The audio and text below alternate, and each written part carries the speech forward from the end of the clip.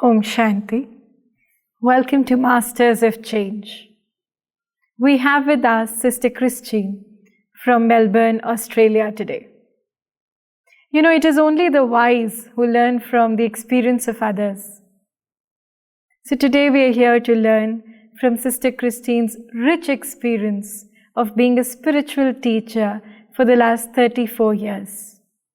Prior to that, she was a medical researcher and has extensively researched, leading her to seeking the truth and finally getting into spirituality.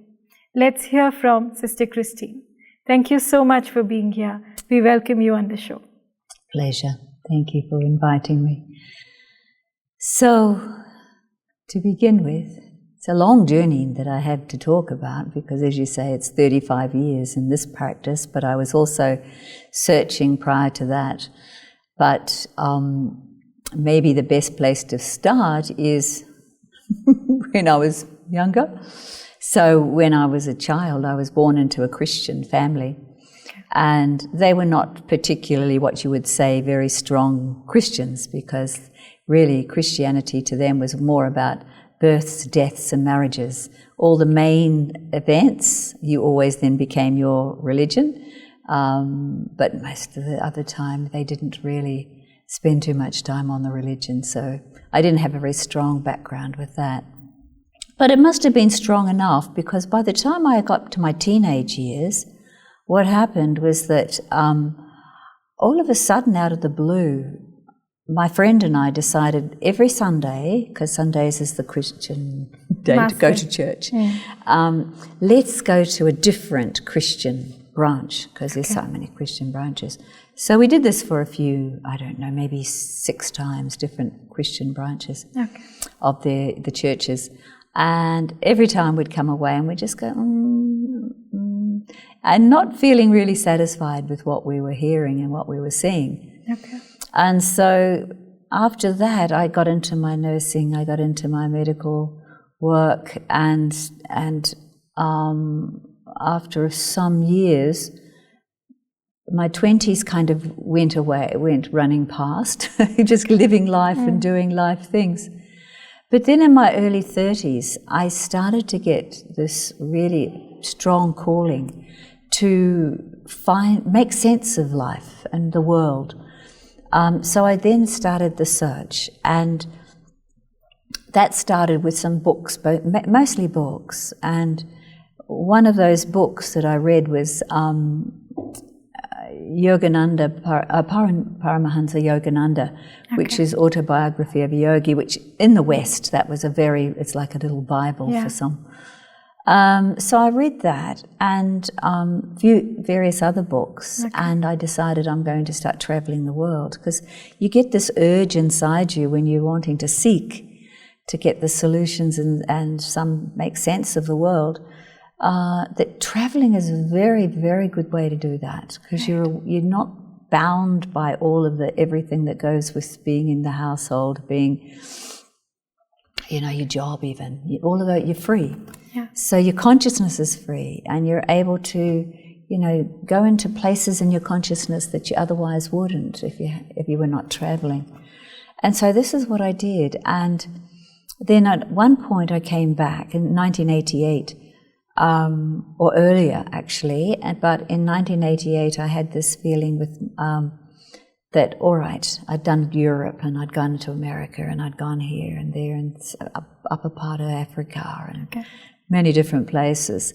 And when I got back, I just had this feeling. I had a friend who was going to India, and she said to me, "Do you want to come with me?" And I went, "I don't know about India." I had this feeling. I just didn't have this very strong pull to come to India. But what happened was that I picked up this New Age magazine, because I was reading all those kind of magazines that were sort of trying to give you answers to life. And I turned the page, and there is this photo of this very beautiful face of this woman. And when I looked at the next few pages, I read about her life. and what she believed in. She believed in the fact that we're not bodies, that we're souls. She believed that there's the ability that there's exists a supreme soul, which for me, I had never really, I was never an atheist. I used to pride myself on being an agnostic. I don't know if you know that word. I understand. Yeah, agnostic. I've always believed there's something, but I didn't know what. I knew there was some higher power. So she was talking about what she considered a higher power, and I thought, well, that makes some sense. And then I turned the page again, and I saw all these people in white meditating on a mountaintop. And of course it was, which we're familiar with in Mount Abu, which is a very favourite meditation space, the Baba's Rock. And so I said to my friend, we have to go to this place. We have to go, put it on our itinerary. I want to meet this woman. I want to meditate at this rock. And so we started off. And so as tourists, of course, we travelled all up to Kashmir and up to Himalayas and down to all through Rajasthan, Jaisalmer and Jaipur, and then we came down to Mount Abu. And of course, when I stepped into, there was only Panda Bhavan at that point, because this is 35 years ago actually, and I'd been, travelling quite hard. Would you call it hard? Not so, I wasn't travelling like first class. Yeah. We'd be on the trains with our backpacks, which is what the Western ones would always do when you're younger. Right. And when we got, we were having to witness the heat and some places were really quite dirty. And so we thought, when we got to Mount Abu and I found the Brahma Kumaris, I thought, this place is like walking into heaven. It was so beautiful and clean, but more than that, it was the vibration. Yeah. There was such a beautiful, magical vibration. I didn't know what it was, but I just knew it was like soaking into me and really making me feel at home. And so I was getting some feelings as to what my seeking was about. Yeah. I didn't know any knowledge at that point. And so this brother came to take me for the 7 lessons on this wonderful knowledge of understanding ourselves, understanding a supreme being, and of course as I started to hear this, I actually I loved it, but at the same time I've got a bit of a science background. I also had a lot of questions, and so this teacher, I would be like this little puppy dog. I would chase him all day long. I had 50 questions, and I wanted answers to my questions. But he in the end, he said to me, look, sister, you go and sit down and meditate. Then your intellect will start to open and you will understand spiritual things. It's the best advice I've ever had, because really this is what happened. I sat down to meditate, and after, maybe 1 or 2, 3 times, I listened to the commentaries that guide you, and I had the most overwhelming experience of love. And I was a bit, a little bit skeptical up until then. I thought, it's only knowledge about, it's about a supreme soul, it's about a soul. It's only just information. The world is full of information. But when I did sit and give some time to the meditation, and I started to feel this amazing, overwhelming love, and I really mean love like I had never felt before. But I hadn't had a loveless life at the same time. My life had been quite good. Quite a good life, actually. But this love was so immense that I knew I was not creating it. I wouldn't be able to create it because I didn't even know that it existed.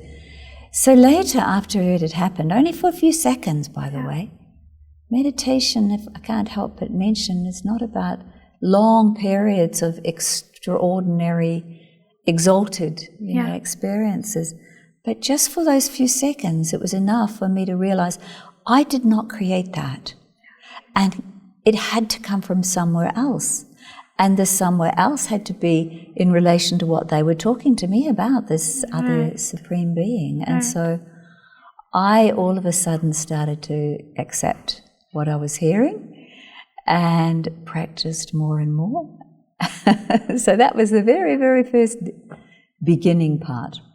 So from being a medical researcher, you started researching the questions of life. That got you to Mount Abu. Pretty much, yes. Yes, actually, without me even knowing I was really coming to Mount Abu, because I went everywhere else in North India. I didn't do South India. But yes, it was wonderful to have been able to go on that journey. And of course, after that, I was a tourist with my friend, and we had to go to Udaipur. We were going up to Varanasi, Benares. Okay. We were going up to Nepal. This is what all the Westerners do, this tour. Right. But after Mount Abu, I did not want to see anything. Okay. Nothing more. And I was so fortunate. My friend, she wanted to go back to Australia. Okay. So she got on the plane, went back, and we were in Kathmandu, and I just said to her, I'm going back to Mount Abu. Okay. I have to go back to that place because it was something in it that's so magical. So on your first trip, you returned? I did. And I stayed for 1 month. Okay. And it was just... In Pandavavan? Well, actually, outside of Pandavavan. I stayed in a hotel because I was a tourist, actually. Okay. So from there on, you've traveled to Mount Abu, you've taken the 7-day course, those 7 lessons with a lot of questions, a little bit of practicing in terms of meditation experiences. How did you continue the journey? I just dived in. It was so almost natural. Like as soon as I heard, there's these wonderful dharanas which go with like the Maryada. And they're very unique for a Western body soul to hear some of those. True. But when I heard them, I knew immediately I must follow these. Not knowing why, but I just knew that I must do this. And so from that day, I followed these things. Okay. And I just fell into this lifestyle. It became just so natural and real. So when I got back to Australia, I pretty much, I think within a week I was living in a Shakti Bhavan, because it was common. You have centres, you have Shakti Panda Bhavans. Okay. I was living in one of those, and within another year or two I was living in one of the centres. Okay. And this has been my life all the way since 35 years ago. And it just seems so real and natural. I think you just flowed with it and it took you to places. Totally. Lots and lots of experiences. Like, why am I still here after 35 years?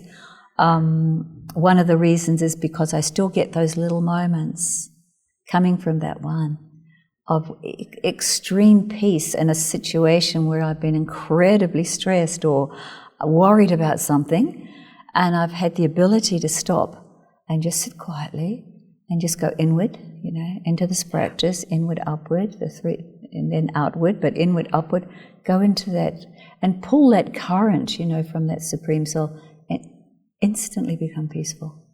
And my intellect, my mind was able to work so clearly to be able to deal with whatever that situation was. And there's been a few of them over time. I'm sure. Challenges that come. So naturally I've been getting these lovely experiences, and also when people ask me what I'm still doing here after 35 years, I now do say as well that not only do I get those feelings from that being, and the clarity and ability that one gives me to deal with life, but also I've had glimpses and a sense of feeling my own absolute pure goodness. Because every, all of us human beings, we've got this beautiful self inside. It's like a little diamond of love, peace, and joy. And I've touched that in my meditation as well. And it's just too profoundly sublime, such that I know I have been completely and utterly in that state of purity, where I've had no negativity. Indeed. Not at all. And the consciousness that goes with absolute pure consciousness and goodness is just too wonderful. And so, of course, that's another reason why I'm still here. I know I've been there and I want to get there again. That's wonderful, wonderful. You know, something that you chose 35 years back is still your active choice. It Yes. tells us how wonderful meditation can be as an experience. Totally. You know, coming from the Western world, Sister Christine, there's a great contrast on the way people live their lives there and how we as people in their spiritual path live our lives. How would you draw that contrast? You were able to make that shift in, I think, just a jiffy, but not everyone can do it. What would you say from your experience? Is it worth making that shift? Because it's a huge shift for anybody coming from the Western world. When I say it's worth, I understand that it is worth because you're here even now. But my real question lies in understanding the difficulties of making those shifts and what are the fruits of making those shifts. So those changes bring with them a lot of fruits. Can we try and discover a bit of those fruits that you've received? Wow, I think I heard two questions there. Maybe the first question I was hearing was about, what I would say to others in order to encourage them to try and take up spirituality. And the rewards I can take up as well in a minute. But you know what I would say, and of course, I spend most of my week teaching this particular practice to the Indian body as well. Of course, we've got a lot of Indians in Australia now, and it's a delight to be able to teach them because they're just always that much further ahead than Westerners. They are so sharp to pick up this knowledge. But the Western souls, or even some of the Indians too, anyone that's new, I just suggest to them very simple things. I don't try and give them a feeling you must go into a spiritual path or anything like that. That's too much. I just suggest the things that will help them in life, to have a meditation practice 7 mornings a week, just for 5 minutes, whenever they wake up. I won't go into the details of the practice of Raj Yoga and all our different, systems and practices. Yeah. But just for, the viewers, just to be able to do 5 minutes every morning is going to make a huge difference to your life, because to position the mind and our thinking, to sharpen the intellect every morning enables us to be able to deal with so many things that come in front of us during the day. They can be many things, there's stress, there's anxiety, there's someone may be a bit difficult to deal with at work. But if I have done that 5 minutes in the morning, my mind is so strong and so composed that I can react in a way that I'm going to be happy with. Yeah. And that's all I suggest, is that 5 minutes. But to get the practice going is not always that easy, just to get a new system going, even 5 minutes. And so I always suggest to souls that a little affirmation before you go to sleep at night. And that affirmation is something like, I always suggest this one. Yeah. I suggest that they have a piece of paper. Maybe they can use their phone. I'm still a bit old-fashioned with paper, but to write it 5 times. I can't wait to wake up to meditate. I can't wait to wake up to meditate. And with such conviction, with such determination, to see yourself waking, to feel yourself waking. So you've actually already subliminally put in the new habit, even just through this nighttime practice of it takes half a minute to do. True. But it's the last thought that you'll have before you wake up. And there's this lovely saying, which I think comes mostly from India, that your final thought will lead you to your destination. Yeah. And so it's the same, it's usually with death. They think of this, that your final thought will lead you to your next birth. But it's the same for sleep. True. Your final thought is going to be your first waking thought. So if my final thought can be on, can't wait to wake up to meditate, unbelievable. I've seen many, many, many different ones come and do courses. And after about the 3rd week, they are pretty much all getting to 5 days a week at least, sometimes 7, but mostly 5. Okay. And they know, and it makes such a difference to their life. So I would suggest even just that to get started. Okay. And then if they feel that there's some things happening and changing in their life, then they can take the next steps, because there's many other great steps as well. How beautifully you've pointed that, instead of setting an alarm, it's actually better to tell your mind that, I want to do this. I cannot wait to do it. It's a very wonderful formula you've given us, that before we sleep, we do 5 sentences, affirm, reaffirm, that we want to wake up and meditate. And in the morning, our mind will have that instruction already in place. Totally. How beautiful. I think instead of focusing on the bigger shifts right in the beginning, it is always better to start small. I agree. Small Totally. changes lead us to bigger results. Absolutely. And that's the first and most important one, is that. And listening to meditations when they do wake up. Yeah. Freshen the face, just throw some water on the face. Don't get too busy in the day, because then you won't have time. True. But to wash and freshen the face, and then just find a nice quiet space. Listen to one of the meditations, and I'd recommend a Raj Yoga one, which goes into the inward and outward. And then they've got something very substantial to be able to confront the day with, actually. So, I'm sure. Yeah. Wonderfully shared. Thank you. Pleasure. How about drawing a parallel between the Western world and the changes that you've taken up in your journey so far? It's been 3 decades, over 3 decades in fact. I'm sure in the first year, you would not have taken up all the changes that a spiritual path demands. Gee, no, but there are just a few that I'm not alone. There would be others as well, in which there's something in the soul, there's ticking away, where there's, I call it a fortune in a way, whereby all of a sudden something happens in the life which just is saying to you, this is what you need to do, and this is where you need to be. And when you hear that calling, and it is a sort of a subtle calling, the need is to follow it and to become it. And it wasn't that I had to pressure myself to do it. Maybe if I was to say one thing that was probably a little bit challenging, was onion and garlic. Okay. But anyway, we won't go into that. But mostly everything was very, very, very easy. So, but it's not always like that. And so that's why I often say to souls that small steps. Yeah. Just like the meditation practice. That's and then listening to the commentaries, also going to some of the talks. You have, there's so many, and how many of your viewers would never have heard of Shivani?